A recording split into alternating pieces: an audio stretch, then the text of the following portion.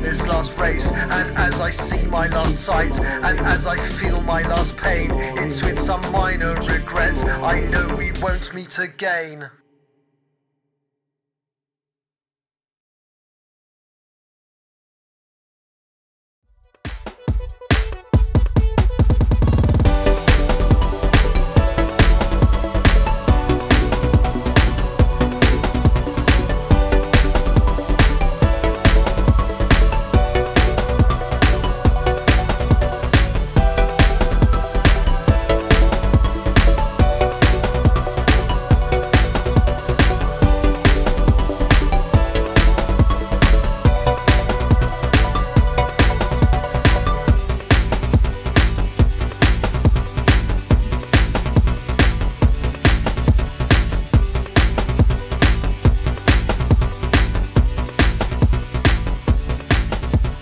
Hello, we are indeed live, and I am indeed here wearing my London transport thing that I bought in London the other day. So I've had interesting few days. I've not done a lot of writing recently, as you can see from the fact that I haven't been on here. I mean, I could have done some writing and not streamed it, but I haven't.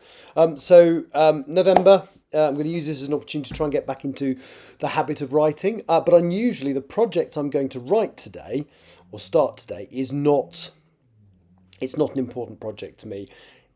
It's effectively a bit of fun. So what I'm going to do is write a load of short stories that are crossovers between two of my favourite TV shows, The Bill and Doctor Who. Hello!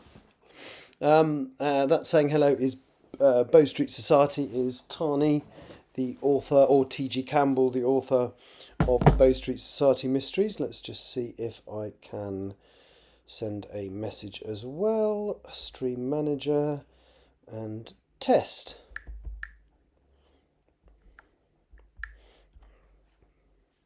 Oh, looks like I've hello, so everyone wants to offer promotion of your channel viewers. I'm not really. I only do it for fun, so no, thank you. Thank you for offering, but no, thank you. This isn't really about. I mean, I love the fact that I have got a few regular people that watch, and that's great. But I'm not. I don't do this to build an audience. I do it just for a bit of fun. Anyway, so what have I been doing recently? So on Monday, there's a comedian I like called Richard Herring who does an interview podcast, and instead of doing it over the internet, well, he did during COVID, but basically he interviews people in a theatre in London, the Leicester Square Theatre, and that's where I was on Monday night to watch him interview. It's a bot, so I'll delete the comment and ban the account. Oh, okay, that's easy then. Right, ban and delete. Cool. Right, as I was saying, on Monday night I went to see this podcast called Richard Herring's Leicester Square Theatre podcast being filmed Aura Hellestepper. Now, there's a story behind this mug, because this is the mug he gives to every guest. And I wasn't a guest on it, but I'm not a thief, so I shall explain. So the guest on there was Davina McCall, who is the presenter, or was the presenter, of Big Brother. She's now written what is widely regarded as a very good book on the menopause, as in a social campaigner for menopause awareness, amongst other things. I mean, she's on the telly all the time. You can't escape from her. And I went to see her live. But basically, it was a very interesting interview. The main reason I wanted to go is I like Big Brother, particularly the era that she presented. So, and I literally booked the tickets within minutes of her being announced. So I literally got a front row seat. She was about 1.5 meters away from me. And there was a bit during the podcast where she sort of waved this mug around because she was drinking out of it. Because rather than serve the guests glass of water, he serves them water in one of these. So yeah, I was a guest on Richard Herring's Leicester Square Theatre podcast, and all I got was this lousy mug. It could be, who knows? But no, so they were talking about Big Brother, and there was a bit, I can't remember the exact context, but she basically turned around and said something along the lines of, does Richard have any fans in here tonight? Are any of you Richard's fans? And I just went like that. She went, oh, okay. And then she basically went like that on the mug and goes, I'll give you that at the end. I'm okay. But then she did, right at the end of the podcast, as we were applauding, she leant down, handed me the mug and shook my hand. It's like, okay, great, fantastic. So yes, I got to shake Davina McCall's hand and I was ludicrously excited. And they did talk about Big Brother quite a lot. So, and I knew exactly which ones they were talking about and which era. So I enjoyed myself. But it was weird timing because a friend of mine who is going through the menopause basically said that Davina's book is superb because it's quite an individual experience and nobody experiences it quite the same.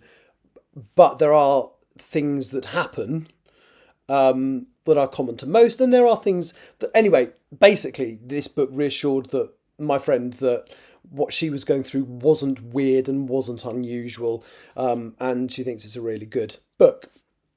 So I very much enjoyed myself. Unfortunately, I was with a friend of mine who wasn't very well and had to run off during the first half, and he missed my interaction with Davina, and therefore was completely confused at the end when she handed me this mug. Yeah, and then there was a second half to it. There's a comedian who I quite like who's been in quite a lot of TV as well, called Tim Key, and he was the second guest. But unfortunately, my friend really wasn't feeling very well, and rather than make him catch the train home, I said, well, let's go early. No offence to him, it wasn't his fault. It was just a bit annoying that I had to duck out early. But there you go. I will go again. They're really interesting interviews. They're always... Richard Herring is very, very funny. He's kind of sarcastic and amusing without being particularly rude or threatening. And I really enjoyed seeing it. I haven't been for years. I last went about 10 years ago when the guest was Mark Thomas and... oh, God, the guy who directed Shaun of the Dead, Edgar Wright, was the guest last time I went, and that was years ago. So I'd need to get back into the habit of going seeing those. It's just a bit difficult with my job and not knowing when I'm working or not. But then I'm going part-time in February, so I get a guaranteed week off every 8 weeks, and I will know basically exactly when they are. From the day they start, every 8th week will be a week off, so I'll be able to start doing stuff like that and planning around it. Anyway, so that's the first thing. Really enjoyed that very, very much. At the moment I'm reading, so they're currently reading this, Michael Palin's Pole to Pole, which is his kind of journal of making the TV series where they go from the Arctic to the Antarctic. I've actually got the series on DVD, so I'm going to watch it once I finish reading. I'm just over halfway through. He's kind of a wry wit and it's very entertaining, so I'm enjoying that. Then I'm also sort of reading at the same time this, because you've got to have a good kids book on the go as well, haven't you?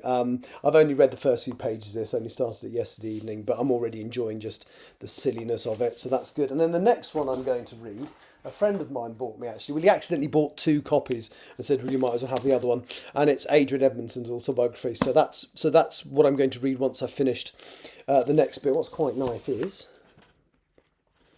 there we go. So, anyway, so that's me at the moment. Obviously, I'm very excited because today the BBC put every existing episode of Doctor Who onto iPlayer.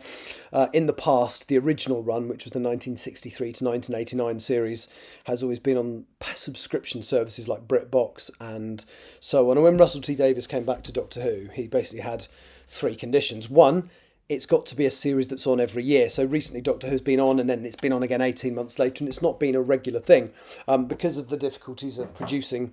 So what he's basically said is he's going to produce less episodes each year, but it will be every year, which is great because it's much easier to find and retain an audience if it's on regularly. So that was the first thing. The second thing was that he wanted everything to be on the back catalogue to be available for free on iPlayer. So all that's left of the 26 years, and there's a few episodes missing from the first 6 series, the black and white stuff, because the BBC in the 70s burnt the tapes because they didn't think anybody would be interested in black and white old rubbish. And they've recovered a few of them they sold abroad, and bits and pieces turn up every now and then. They've animated a few because audio files. People who loved audio actually recorded the audio from these stories pretty much from day one. So what they've managed to do is create animated versions of the missing episodes using the original audio from the missing episodes. There's a few that hasn't been done with, but there's about 650 episodes of classic Doctor Who, of which probably about 40 are animated in the way I just described. They're all on there. They've managed to put all the new series is on there, although it always was. They put all of Torchwood on their Class, Sarah Jane Adventures, which are the spin-offs that ran from the new series of Doctor Who. They've put K9 and Company, which is the short-lived, well, one episode spin-off that ran from the original Doctor Who. They've put every episode of Doctor Who Confidential, which was a documentary that went out on BBC Three immediately after the transmission of Doctor Who from 2005 to 2011. So there's 6 years worth of the making of the first 6 years of the current lot of Doctor Who. There's a lot out there, and I'm really pleased, and I've watched quite a bit today, which is one of the reasons I haven't got round to doing this writing now. But the writing I'm going to do now is, as I might have said earlier, is it's the first NaNoWriMo project that I've done that isn't in my head a serious thing. It's not intended. It's not something I'll ever push to be published. Not that I've really pushed any of the other stuff, but it's not something I know. It's purely for fun. It's purely for the crack, as it were, just to get me back into the habit of writing regularly. It's called 60/40. As I've already explained, it's the 60th anniversary of Doctor Who this year. It's also the 40th anniversary of the first episode of The Bill. So what I'm doing is I'm writing a series of crossover stories. Some of them will be very specific to either an episode of Doctor Who or an episode of The Bill, or both. Some will just be little character vignettes that have a crossover, but it isn't linked to a specific story in either show. I don't know how many I'm going to write. I've got loads of ideas. I actually spent the earlier part of today watching a 1985 episode of Doctor Who and a 1985 episode of The Bill, and they were literally broadcast within 3 days of each other. So, and there's one moment in the Doctor Who episode where there's an undercover cop called Russell, and I've decided he's Detective Sergeant Russell, based out of Sunhill Police Station. So there's a one-sided phone call which we hear on the Doctor Who episode where he's phoning in what's going on to his boss. So the opening scene of the story I'm going to start writing today is the other side of that conversation. It's Detective Inspector Roy Galloway taking Sergeant Russell's phone call and finding out that he's got to find 7 kilograms of fake plastic explosives almost immediately. Now, they knew it was coming, so they had some ready, but they didn't have that amount. And basically what I've done is I've watched both episodes. I've kind of written what happens and when in both the Doctor Who episode and the Bill episode, and I am going to write this so that the two stories kind of meet up. The first, as I said, there's going to be a series of short stories I'm going to write. This isn't the first one chronologically in the book. It's just the first one. It's the one that fired my imagination, basically. If there wasn't a copyright issue, I would actually show you, because it's a very short scene, I would actually show you the Doctor Who scene that made me think of it.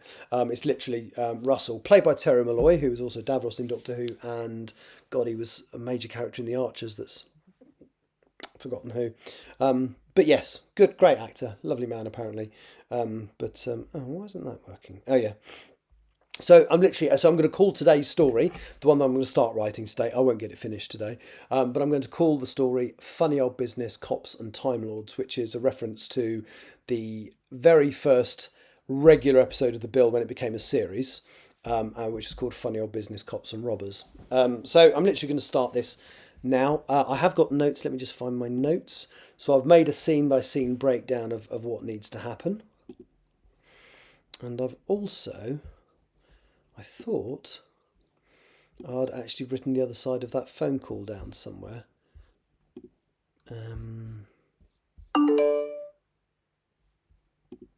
Go away.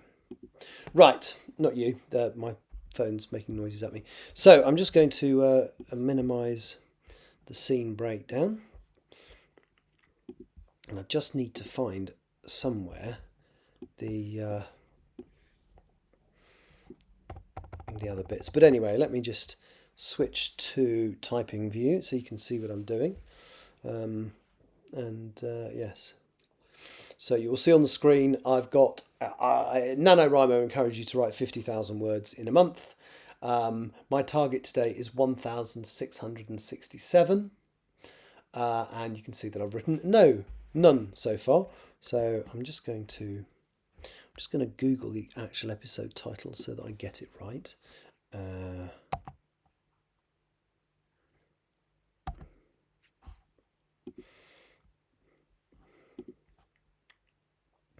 I think it's Funny Old Business, Cops and Robbers, not Funny Old Business. Let me just have a look.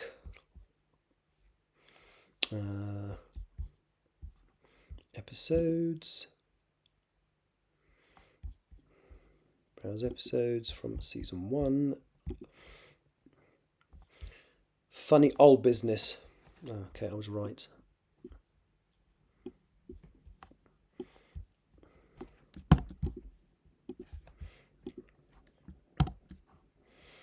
No, don't need that.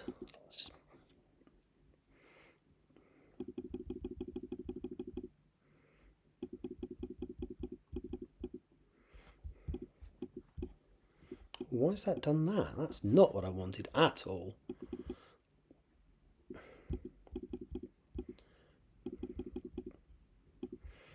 Text colour black, but not on a black background. What is it doing? Okay, still playing about.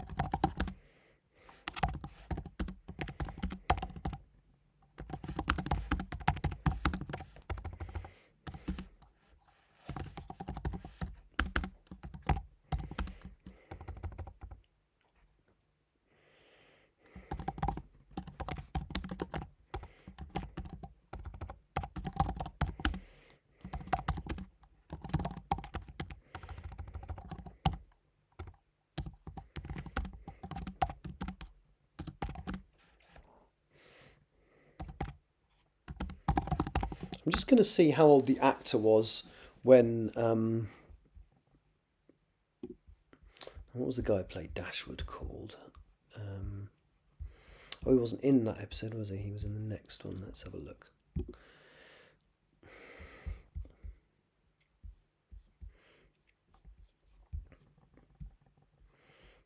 John Isles, there we go. When was John Isles born? 1954. So, oh, he would have been 30. Okay.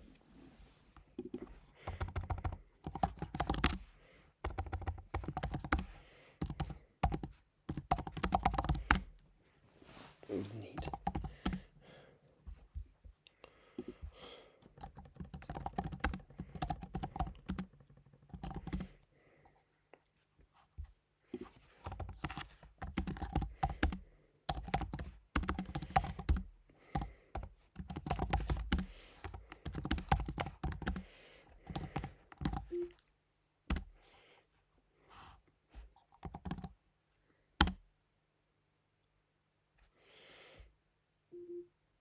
No, you're all right. Oh, I'm just seeing your comment. No, I didn't ask any questions. I was just sort of talking to myself. I do that.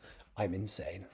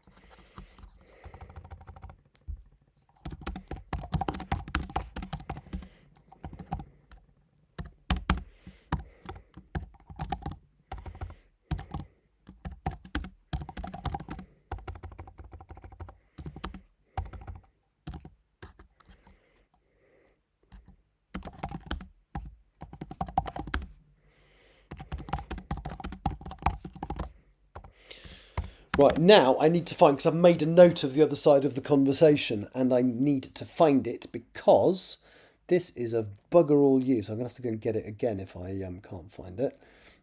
Where are we? Bear with me. I made a note of it. Was it on pages instead of notes? Ah!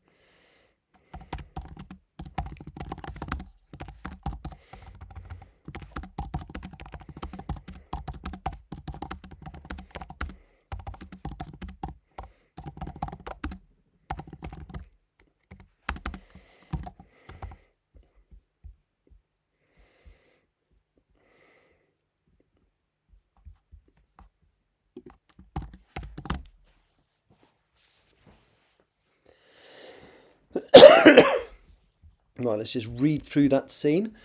The grey telephone in Detective Inspector Galloway's office was ringing, but the man himself was nowhere to be seen.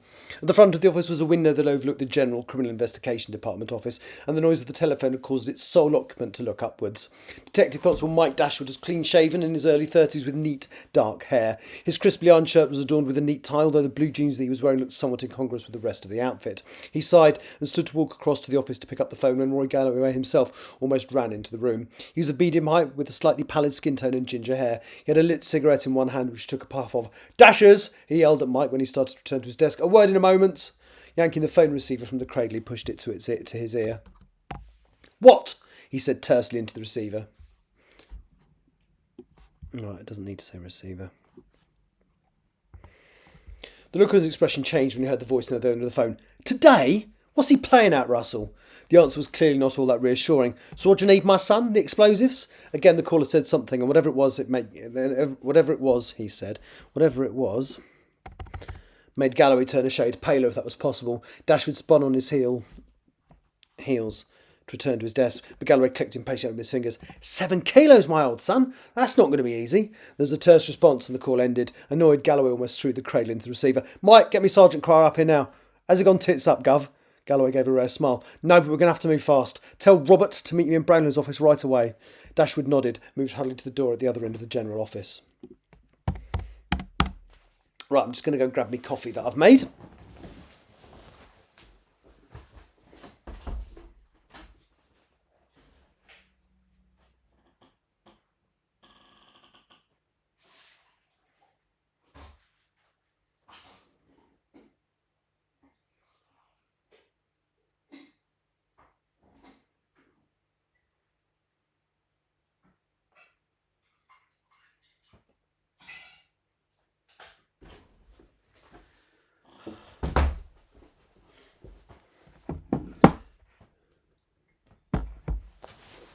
Oh, right. Oh, I've done something that's cocked up the words there. Let me just correct that a little bit.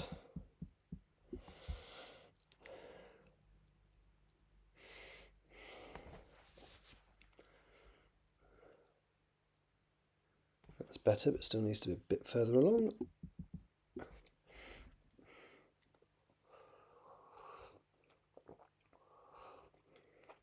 You're still there? Cool. Did it sound like the way Galloway would speak? So the whole conversation is Detective Sergeant Russell says on the phone, and this is the bit you see in Doctor Who, "Jobs today." I don't know if I should put the Doctor Who material in. "Jobs today." The look on his expression changed.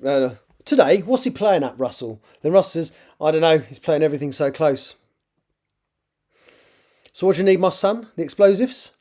To which Russell goes, "Yeah, 7 kilos of plastic." "7 kilos, my old son? That's not going to be easy." And then Russell's response is, "Don't argue, just have the stuff ready. I'm on my way in." So that's the whole conversation, basically. But one side of it's in Doctor Who, the other side of it is here.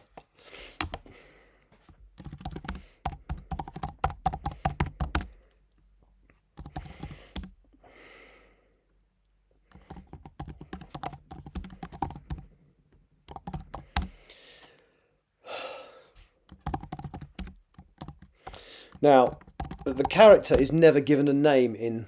Okay.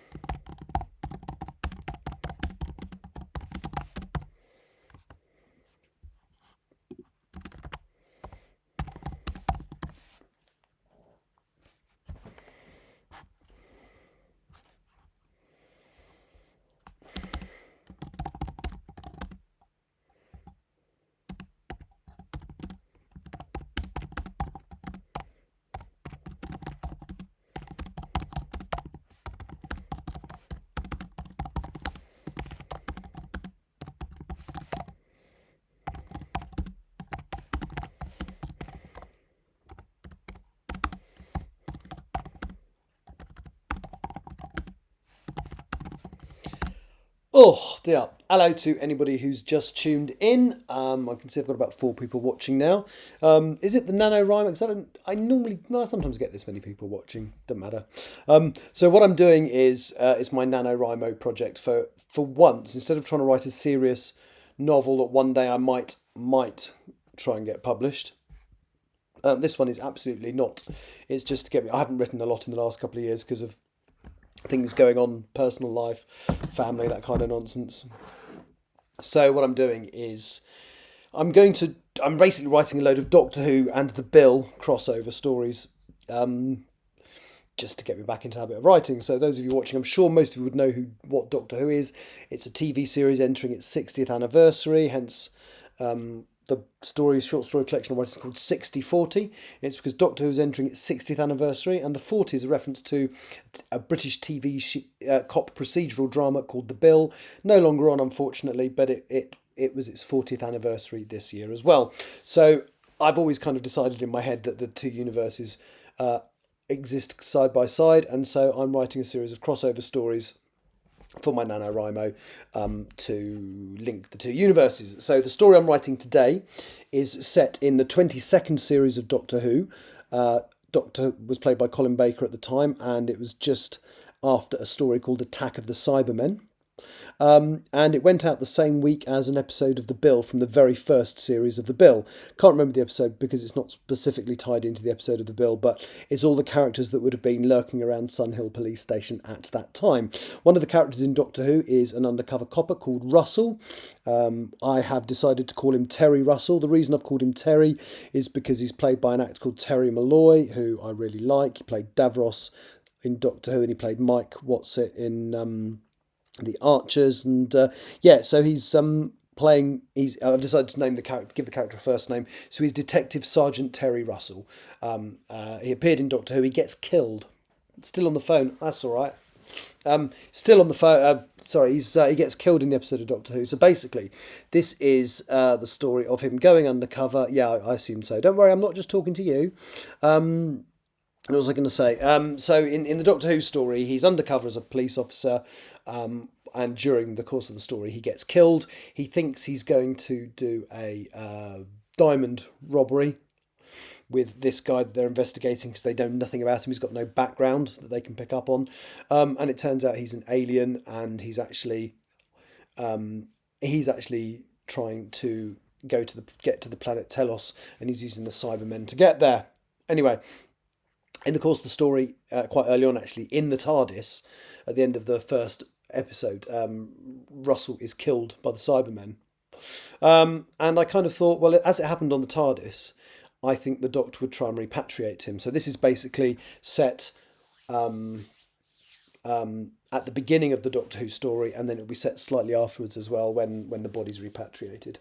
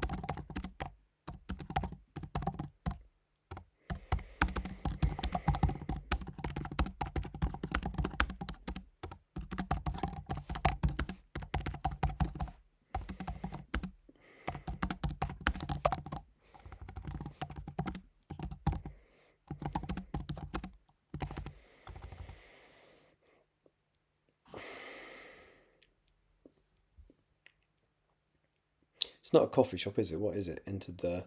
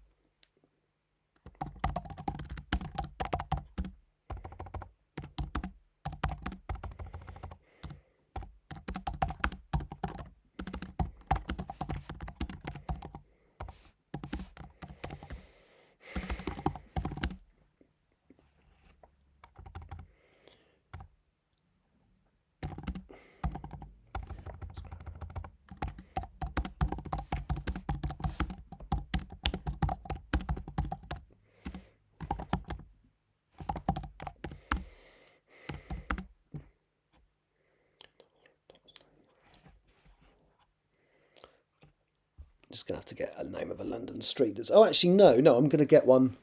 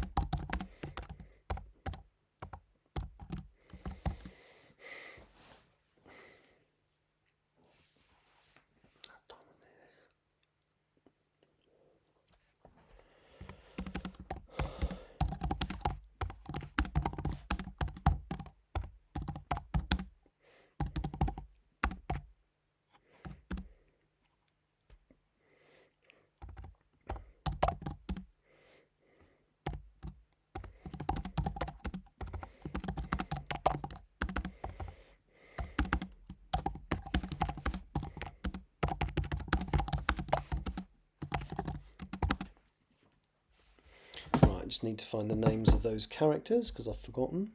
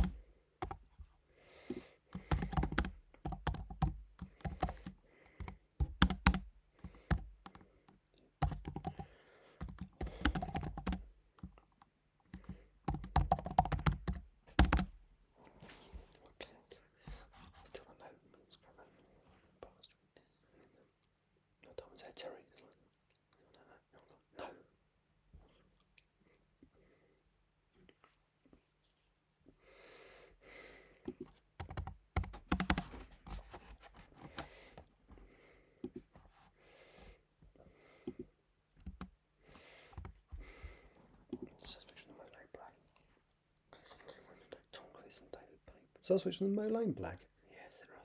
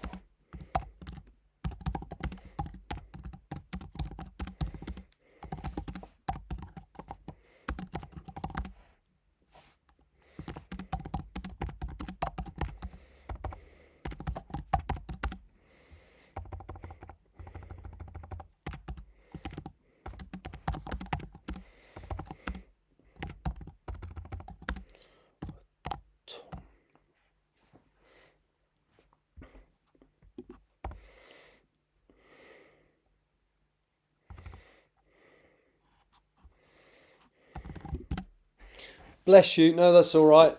I'm nearly done actually. I've hit my word target. So I've written 1,715 words of my 1667. I'm just going to finish this scene, and then I'm gonna call it a day. I'm just doing a scene that explains why everybody calls Frank Burnside Tommy in the pilot episode. Because, you know, if I'm doing stupid fan fiction, I might as well sort out the continuity errors whilst I'm here.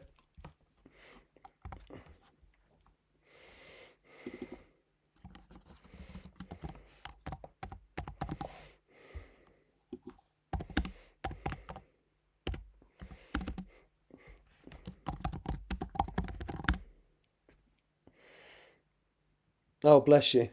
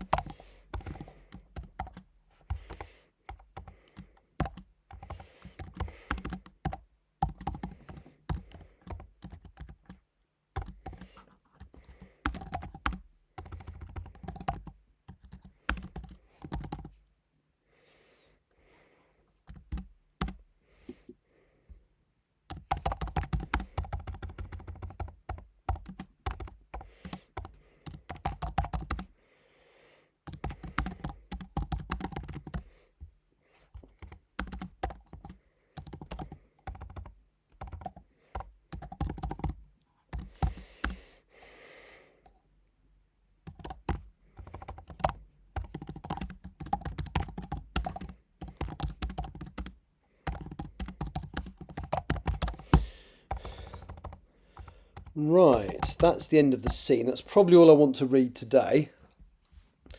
I'm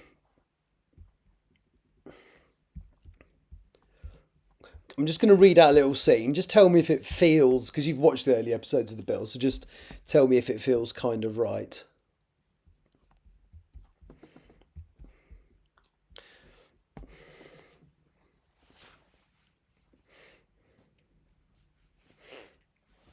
An hour later, Bob Cryer, now out of his uniform and in brown cords and a blue jumper, sat opposite Galloway in a local greasy spoon. On the floor next to Galloway was a brown leather holdall. His foot was through one of the handles so that none of the local riffraff would be able to lift it. There was a pale cup of tea in front of both of them. Cryer took an unenthusiastic sip from his. "This all seems too risky, Roy," he said quietly. "We don't know where the job is happening. We don't know how many people are on it. And 7 kilos of plastic. How do we know this isn't the IRA using us to get the explosives?" Galloway shook his head. "That's not very likely. This man Lytton has been with some dodgy people, but not anybody with any Irish links." Cryer shook his head with a smile. "You could end up with egg on your face." Galloway took a sip from his cold, weak tea. "Not from this gaff," he said in disgust. The street door opened and an unassuming-looking man in his 30s entered the restaurant. He saw Cryer and Galloway sitting together and hurried over to the seat opposite Galloway. He sat down, his feet nudging the tan holdall. "Is that it?" "Yeah," said Galloway. "Now what are you playing at, Terry? Where is this happening?" Russell shook his head. "I still don't know. I'm meeting them at a scrap metal dealership on just round the corner from Barton Street, near the turn for Totter's Lane." Galloway shook his head. "No diamonds there, Terry," he said, lighting a cigarette. "Don't you think I don't know that?" "Or do you think I do? Do you think I don't know? Do you want to pull out?" "No." Russell shook his head. "So what's the plan? I have to meet Lytton there in just over half an hour. He's got 2 people with him today, Tom Griffiths and David Payne." "The suspects from the Moat Lane blag?" "Yeah," said Russell. "Could be worse," said Cryer. "Griffiths is well known for not liking being tooled up. Not with guns, anyway." Russell nodded. "Can you get someone in one of the houses opposite the scrap metal dealers?" "Not easily, my son," said Galloway, shaking his head. "Not our patch. I'm sure Barton Street would cooperate." Galloway looked at his watch. "It's just that we don't have much time." Cryer stood up. "Let me talk to Alec Peters. He knows the CID lot at Barton Street. Maybe you could arrange a favour, sergeant to sergeant." Galloway nodded. "Worth a try?" Cryer stood up and walked over to the counter. There was a large man sweating over several frying pans who looked up at him. "Can I use your phone?" The man stared back. "It'll cost you." Cryer discreetly took his warrant card from under his pocket and flashed it at the staff member, who rolled his eyes and lifted the phone from under the counter and banged it down hard in front of Cryer. "Thank you," said Cryer with a forced good nature. He lifted the receiver and started dialling a number.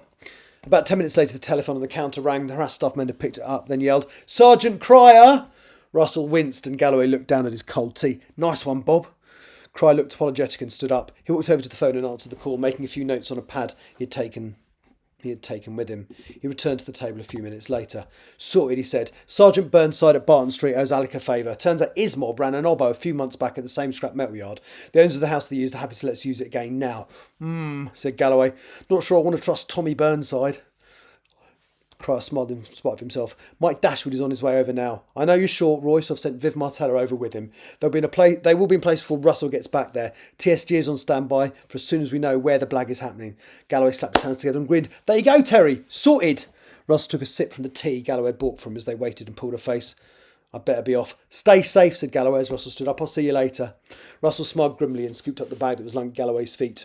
He walked out the front door quickly and made his way down the street. Galloway looked back to Cryer. "And what were you smiling about?" Cryer looked into his teacup and smiled. "You've got to stop calling Burnside Tommy." "Why? It's his name, isn't it?" Cryer smirked. "No, his name's Frank. He got nicknamed Tommy when he went undercover to get some info about Tom's pimp. They swapped over the girls at the last minute and apparently Burnside had to, to avoid blowing his cover. They've called him Tommy ever since." Galloway grinned. "The dirty bastard." Cryer shook his head. "You don't know the half of it. Should have seen the state of the one he ended up with." Galloway gave a rare smile. "It's called commitment, Robert. Something you wooden-tops wouldn't recognise if it bit you on the arse." He stood up, deciding not to finish his tea. "Let's get back to the factory." He moved over to the door and Cryer hurried to keep up with him. He stopped on the threshold and then looked over to Cryer. "This doesn't mean I owe Tommy Burnside a favour, does it?" "Frank," said Cryer, joining him at the door. "Whatever," scoffed Galloway, as both men left the building. I don't know if you heard any of that or were able to play. Does that feel sort of vaguely like the characters they're meant to be? Obviously, you don't know who Russell is because he's the character from Doctor Who.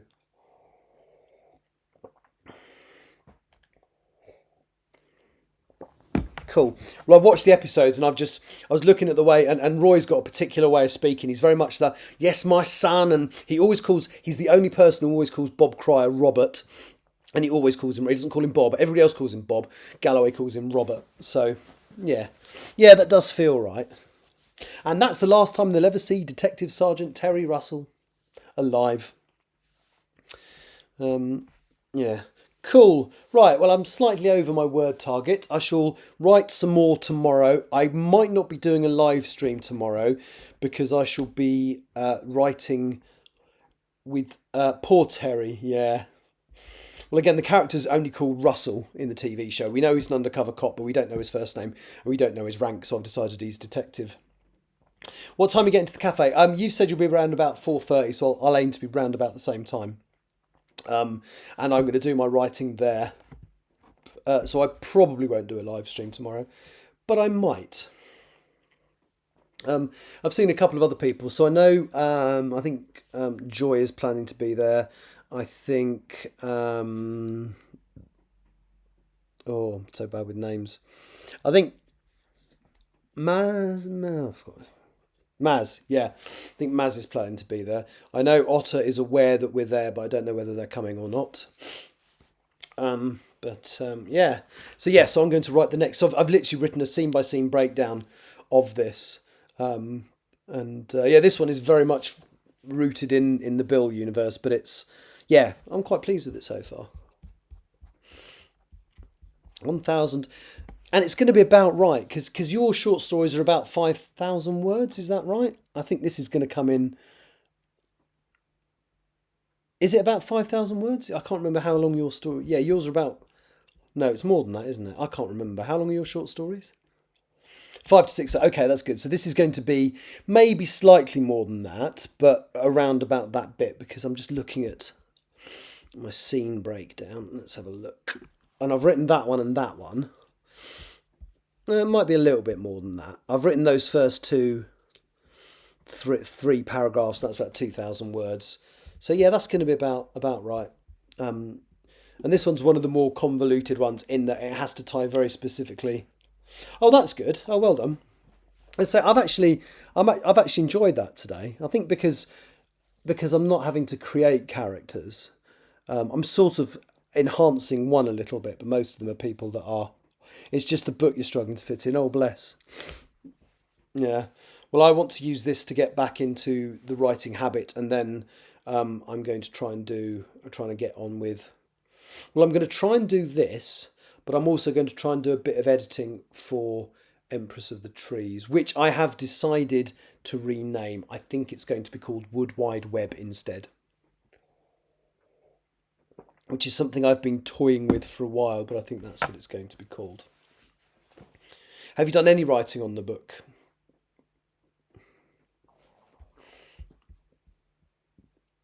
Yeah, well, it's not a phrase that I invented, I'm not going to lie, but it has been described. Oh, one scene. Well, that's better than nothing. Yeah, Wood Wide Web is a better title than Empress of the Trees, and also this communication process that trees genuinely do use has been dubbed the Wood Wide Web. And I was aware of that, and initially I was like, well, I don't know if I can use that name. And then I thought, well, why not? I didn't originate it, but it's no worse than quoting Shakespeare as a title. And there's a lot of TV episodes and books that have done things like that. Oh, really? Because when did I last see you? It was last month, wasn't it? Oh well, you can only do what you can do, and at the end of the day, the publishing schedule it's whatever works for you, isn't it? So, well, I'll try not to. I actually want to do some actual writing tomorrow, so we'll have a chat and then actually do some writing, maybe. Interesting to see because I haven't seen. Well, briefly saw Joy the other day, but I haven't seen. I can't remember when I last saw Maz. Possibly pre-COVID. I think we were going to meet up, and then she didn't show up for whatever reason. And I am going to try and come along. Are you going to go to the one on Saturday? Because I'm going to try and do that one as well, the library one.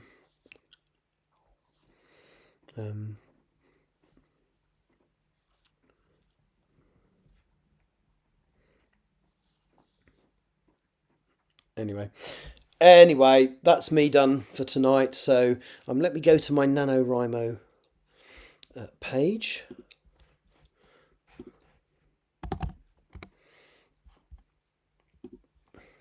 Now, is it going to make me sign in? Oh, you don't want. I don't. It'll be every Thursday. Yes, no, I know. And I won't be in the following one because I'm in Hong Kong. But I think I can do that. Hang on, let me just check. There's a couple of things I need to check. Hang on. So firstly, I need... Where's the app? I need to go to that screen for a moment. Has that worked? No, it hasn't. Why has it bloody done that? Oh, because I've pressed the wrong button, that's why. Ha! How dare you go to work, yeah. So I just need to update my one to sign into NaNoWriMo, and I don't know. So sign in. Oh, there we go. So it's let me do that. So let me now switch back to that view. And I can add some words. How'd you do that? Update. So I wrote, how many did I write? Oh, no, I need to find that out. 1854. This session. So 1854. I felt good. Where was I writing? I was writing at home. How was I writing? On a laptop. And I've been going about longer than that. So if I say 2045, that's about right. So update progress. And I have my first, you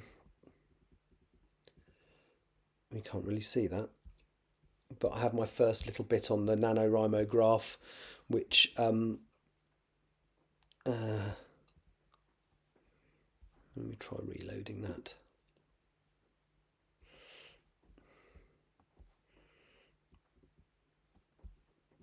Well, yes. So it's acknowledged that I've written, it's acknowledged a 1 day streak, and it's acknowledged that I've written my first 1,667 words. So can I get a better copy of that graph? Let's have a look.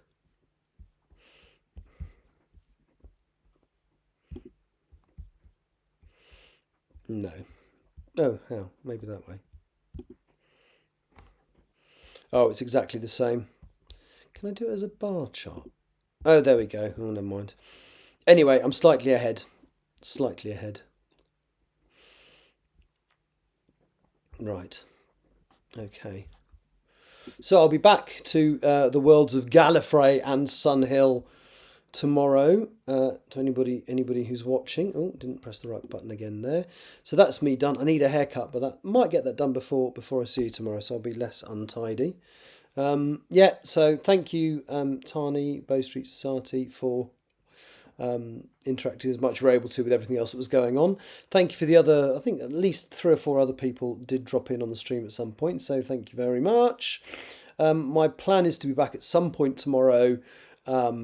These, because I'm not writing anything that I wish to keep for worried about keeping it secret because I'm planning to publish it. This writing stream will actually go onto my YouTube channel and will be available to people to watch, whereas normally I upload them to YouTube for posterity but set them to private. But this one, anyone can watch this old rubbish. Yes, they can. All right, anyway, take care. I'm going to mute my microphone and I'm going to play me horrible closing titles. Take care, bye.